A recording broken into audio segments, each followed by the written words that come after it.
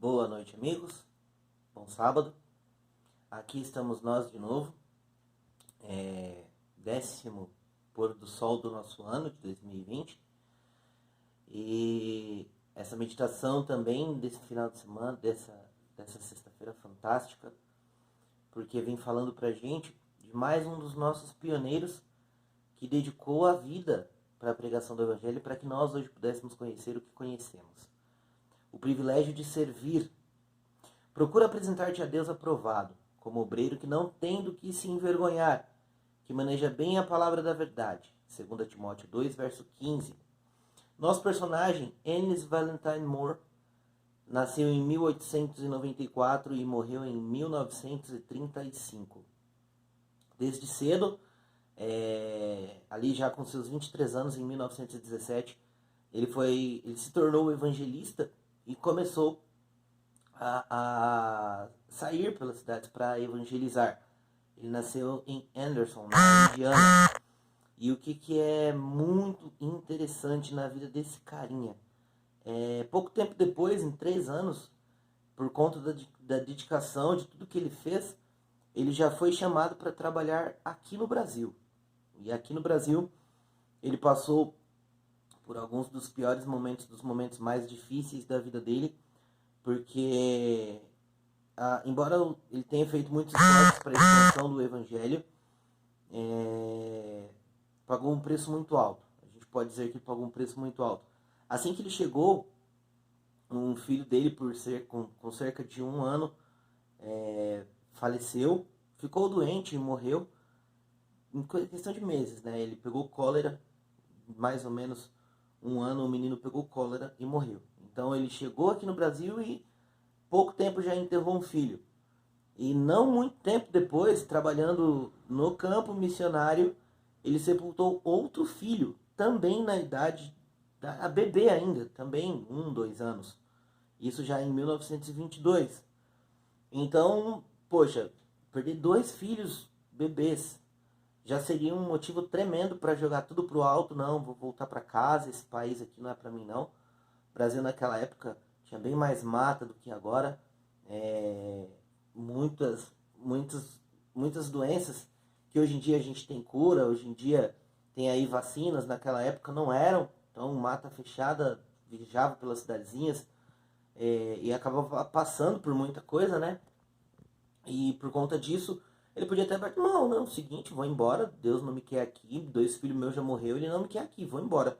Mas não, ele perseverou. E por conta do trabalho que ele fez aqui no Brasil, muitas igrejas foram abertas, pequenos grupos, na verdade, né? Muitos pequenos grupos se formaram, famílias conheceram a Deus, e o Evangelho se propagou de forma incrível.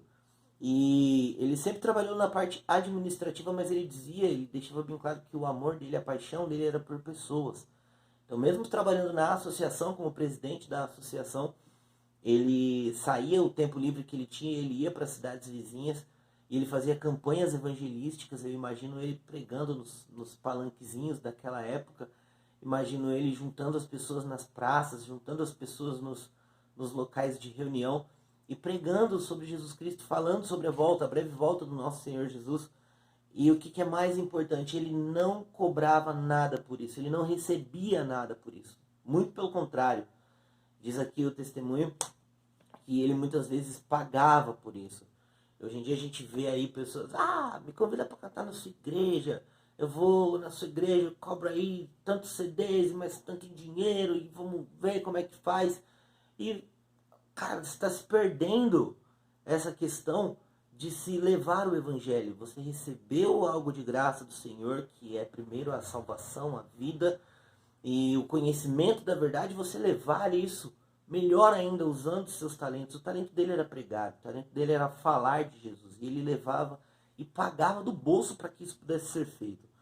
No final de 1934, ele acabou novamente sendo aí, vamos colocar, promovido, né? Não em questão de se tornar melhor ou pior, mas ele foi chamado para trabalhar na União Incaica, no Peru. E aí ele se mudou para lá e já havia percorrido quase todas as regiões.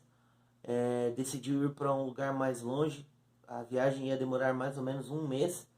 Só que a viagem precisou ser encurtada, porque chegando lá, passando pelas regiões amazônicas, ele acabou pegando uma doença chamada verruga peruana, que é um mosquitinho que vinha, picava para tomar o sangue e acabava passando essa doença. E infelizmente ele voltou para Lima, no Peru, e poucos dias depois ele morreu com 41 anos. E a reflexão vem trazendo pra gente, poxa, parece uma história trágica, né? O cara saiu todo cheio de esperança, todo cheio de planos de lá de Indiana, veio pro Brasil com 23 anos, com a família, morreu um filho, morreu outro filho, depois de alguns anos pega uma doença, morre também, novo, mas não é. Ele deu tudo que tinha para a pregação do Evangelho, ele se doou para a pregação do Evangelho, ele não foi embora porque ele sabia a missão que ele tinha, ele sabia o que ele podia fazer e o que ele precisava fazer pela pregação do Evangelho, pelo crescimento. Ele acreditava naquilo. Nós hoje estamos acreditando que Jesus vai voltar? Nós estamos acreditando nas palavras da Bíblia quando falam que nós precisamos deixar de ser egoístas e olhar um pouco para o lado, olhar para a pessoa que precisa do nosso lado para oferecer para ela o Jesus que nós conhecemos? Nós precisamos tomar esses pioneiros que nós estamos estudando no decorrer do ano, tomar como exemplo para as nossas vidas e agir igual eles agiram. Que o Senhor Jesus toque o seu coração, que o Senhor Jesus toque o meu coração e que a gente consiga verdadeiramente fazer o que é necessário, porque falta muito pouco para o Senhor Jesus voltar. E Ele quer levar o máximo possível para morar com Ele eternamente. Mas para que Ele possa levar esse máximo possível não depende dos anjos, depende de nós. Bom sábado e que seja um final de semana abençoado para você e para sua família. Deus abençoe.